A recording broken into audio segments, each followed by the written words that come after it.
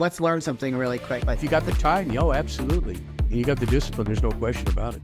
I love that. Yeah, that's a great practice to put into your everyday life, you guys. You generally regret the things you don't do, not the things you did do. Let me say it that way. Mic drop. This was just awesome. I love meeting my guests in person, and it's a whole nother animal, and the energy is just electric. You guys, this is your host, Deanna Radulescu with Label Free Podcast. Live your best life. You must live label free. What is good, everyone? This is your host, Deanna Radulescu with Label Free Podcast. Live your best life. You must live label free. As always, bring incredible guests from all over the world, so sit back, relax, and tune in. My next guest is a former FBI Chief of Staff for Counterintelligence turned certified holistic health coach. She's also a keynote speaker, #1 best-selling Amazon author, and host of your midlife comeback story. Please welcome Holly Bertone. Yes, thank you got so it right. much. Yeah, I was like, wait a second. I'm like second guessing myself. I should have asked her how to pronounce her last name again. it's my ex's last name, so it's totally fine. Oh, okay. So we get slaughtered. No big deal, right? I love that. So your former FBI Chief of Staff, Counterintelligence, like what a swing into becoming a holistic health coach. So tell us a little bit about that journey. Yeah, so it was a lifelong dream to join the FBI since I was 17. And I actually came in post 9/11. So my role was in project management. And what I did was I took all the disparate pieces. Because remember, back in 2001, no one was talking to each other. So I took all these disparate pieces and I put them together in places that they should go. This is what I've been doing since I was 10 years old. I would take three different jigsaw puzzles, dump them out on our huge dining room table, mix them up, put them back together. It's just how my brain works. So I loved it. It was such a rewarding career. And what happened was in 2010, I was diagnosed with breast cancer and I went through surgery, chemo, radiation. 1 year later, was diagnosed with an autoimmune disease, which then just the cascading was a lot of debilitating chronic fatigue. And my health actually got so bad that in 2017, I was forced to resign. Wow. And that was rock bottom. Yeah. I wallowed in my own misery for a minute and I realized I'm not okay living like this. I had a husband at the time, I had a stepson, and I was like, I have my entire life ahead of me. Yeah. So I became a holistic health coach. I didn't even think of healing was possible. I just wanted to improve my health. I was thinking maybe 10 or 15%. Yeah. And on the other side of it, I realized that vibrant health is possible. So that's when I really leaned into this as a holistic health coach and specifically working with women in midlife. That's awesome. I mean, thank God that you went that direction, right? Because, I mean, you look beautiful, vibrant, healthy, you look all the things. Do you think that going through chemo and all that probably brought on the autoimmune disorder, disease, whatever you want to call it? Yeah, so disease is the end stage. So cellular damage, we're talking inflammation. So I think my body was already in a storm of disease from a lot of variety of different, from nutrition, from toxins, from, trauma, from emotional, from all of the things that add up. And a lot of these things we actually have agency over. So I think my body was just already in that disease state. And chemo certainly didn't help. And autoimmune was, and it's actually pretty common for, the breast cancer, autoimmune, to go hand in hand. Okay. I didn't know that. I mean, I'm just learned something new. I mean, I just can't imagine, we don't want any of those things. We want to be healthy and vibrant for as long as possible. So now as you got digged into becoming a certified holistic health coach, what did that look like in you healing yourself and becoming better with the things that you learned? Yeah, so it was really interesting, traditional programs and everything that I went through, they dive into nutrition and lifestyle and environmental toxins and things like that. I did all of that and it moved the needle. But what I realized that there was a huge missing piece, and that was the emotional component. That was going back and making peace and healing the past. And when that happened, everything just came to life. Wow. But then the next plateau was I was in my late 40s at the time, and I realized all of this stuff that I feel like I'm frumpy and gross, and I was at a healthy weight and I was healthy, but I didn't feel like that optimal, vibrant health. And that's when I realized there's more to this. And that's when I really dove into my specialty as a holistic health coach for midlife women. And, I think what we do is we focus on the doing. We focus on those things that everyone tells us to do, the nutrition, the lifestyle.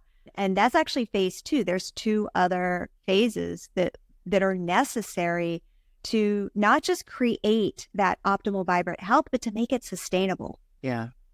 So do you think a lot of women avoid that emotional piece, like going back and digging in and healing those pieces? Because I feel like I talk to a lot of coaches, right? And, you all are so unique in your focus and how you help your clients.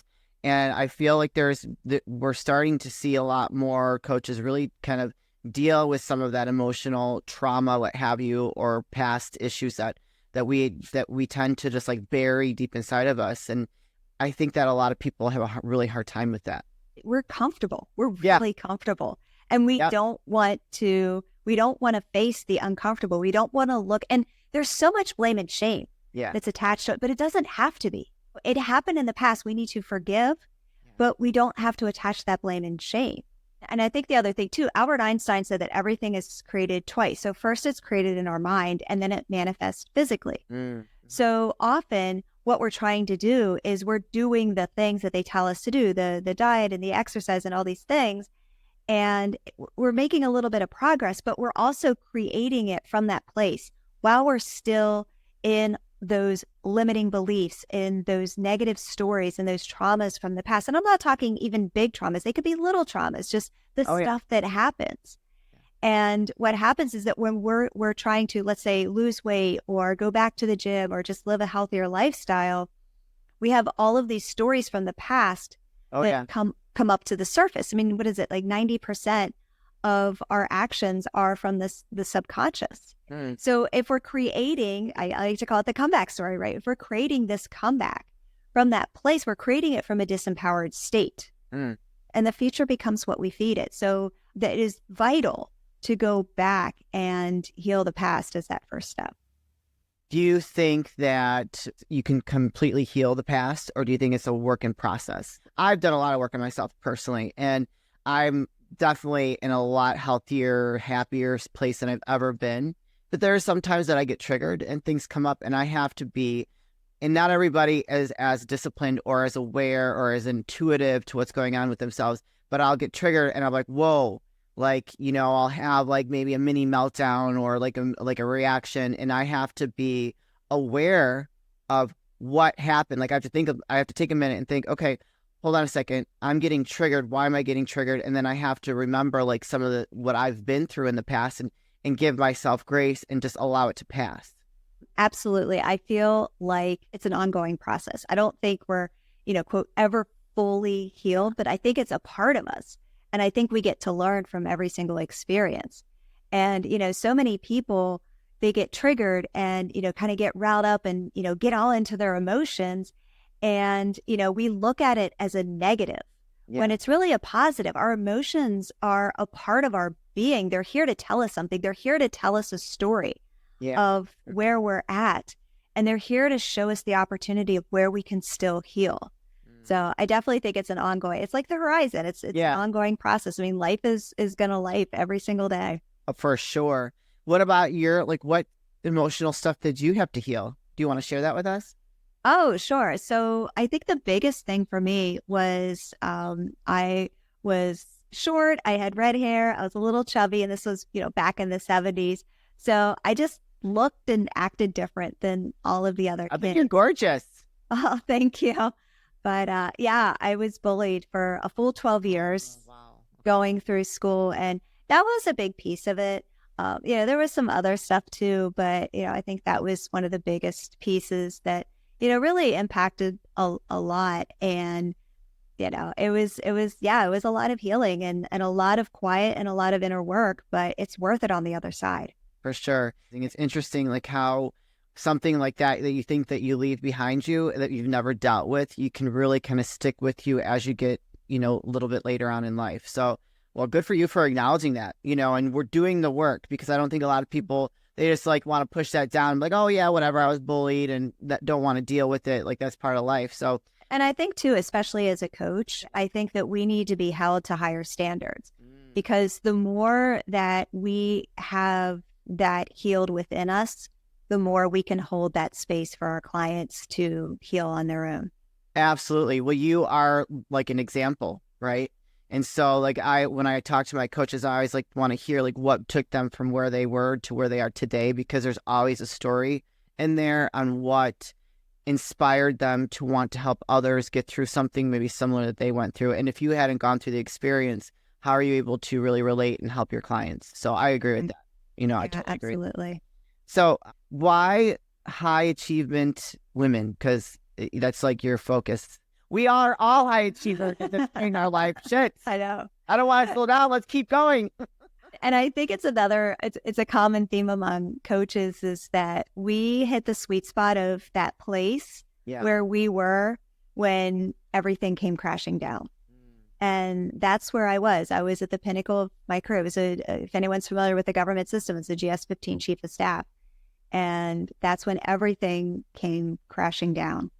And it was a lot of nutrition. I probably had a 90-95% ultra processed food diet. Oh, yuck. Right. Here's the thing. I was 110 pounds. I was thin. I was really athletic. And I just assumed that because I was thin and athletic, that I was the epitome of health because I could get away with it because I thought it was all about my weight and it wasn't. No. And I'm here to dispel that myth.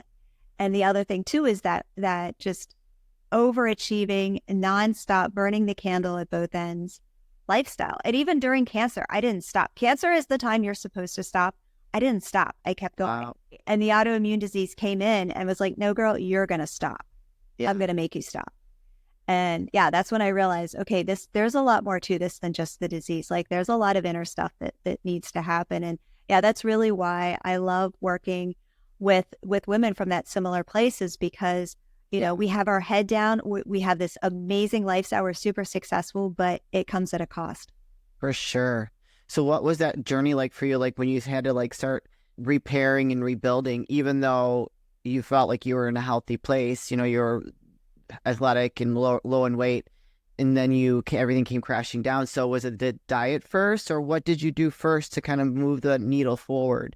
Yeah, first was the diet and lifestyle and things like that, and then the second was more of the emotional component. Can I jump into the Rocky framework because this is really where I can go for it. Talk about it and shine. And she's all excited. Yes, I love it.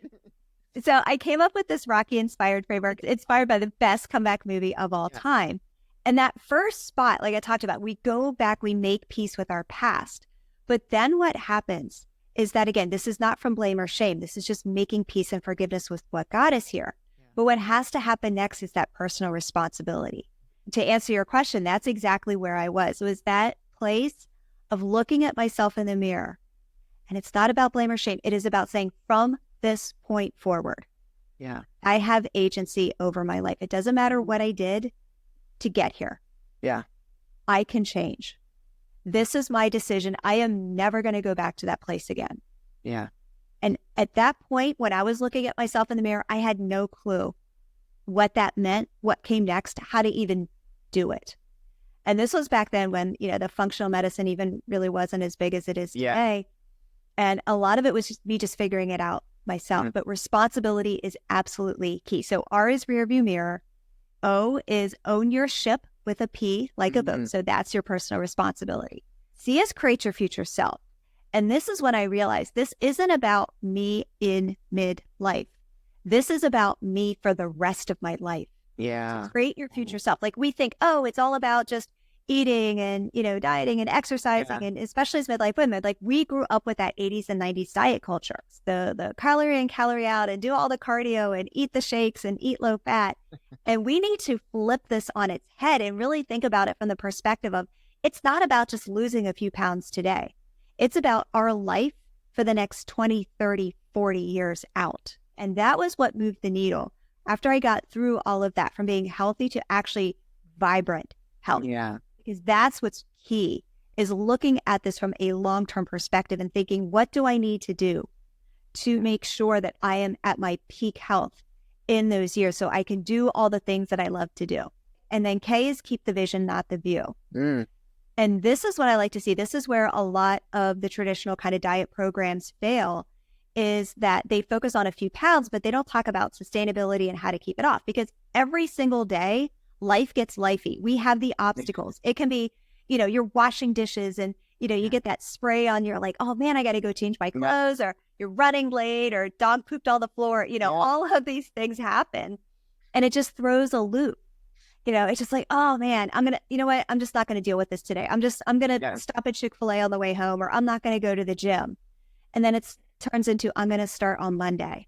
Yeah. So keep the vision, not the view, is really changing your relationship with stress so you can coexist with it. So those obstacles don't even phase you. So R is rear view mirror. O is own your ship with a P, like a vote, their personal responsibility. C is create your future self. K is keep the vision, not the view. And then Y is come back home to you. And this is the ultimate, the ultimate hero's journey, right? Realizing, at the end of that 80s movie montage, we come out of the 80s movie montage, we're like, oh wait, I had this inside of me all along. And that's really what it's about. But here's the thing. And especially, again, I work with women in midlife. It's not about us. It's not just about us. Right. We have spouses, we have kids, we have aging parents. We're leaders in our careers. Yeah.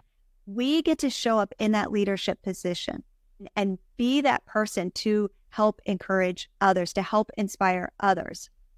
And people will feed off of that energy. They will know you're a new person when you're showing up, and they feed off of that energy. And this is your chance to be a leader at home and at work as well. Oh yeah, I love that. What if, and I'm sure you've encountered this with clients, what if they're in denial? Yeah, that's hard. That's really hard. And I think a lot of that is just asking the questions. Is that the O, right? Owning your... Yeah. Owning your ship. So I can see the blind spot, and that's the beauty of a coach, right? Yeah. That's why I hired my coach. Was like, I have blind spots that I can't see. Oh yeah. And I think that's the beauty of it, is that, I see the blind spot, but they don't. But I'm not going to tell them that there's the blind spot. They're going to be like, oh yeah, whatever. Right. But if they recognize, oh, that's the blind spot. Yeah. Then they're like, oh, this is my idea now. Yeah. So that's the key piece of it. It's not me telling them what to do. It's me holding the space to help them figure out, this is what I need to do. Yeah. That's awesome. I mean, I think at this point, I think we all need a coach. I've got a coach I'm working with right now, and he says some stuff to me that's like, really? And then it's like, I'm not going to sit here and deny it, or defend, because I think that is one important piece. If you're going to work with a coach like yourself, you have to be willing to hear, have those hard conversations and allow someone to show you, like you said, your blind spots in order to grow or get better or whatever it is you're trying to achieve. Because if you deny or just defend, you're not coming from a place of wanting to grow. And so it's hard sometimes. It's hard to hear some of that stuff, but it's that's what's going to help you move forward. Do you have a success story of one of your clients that you worked with?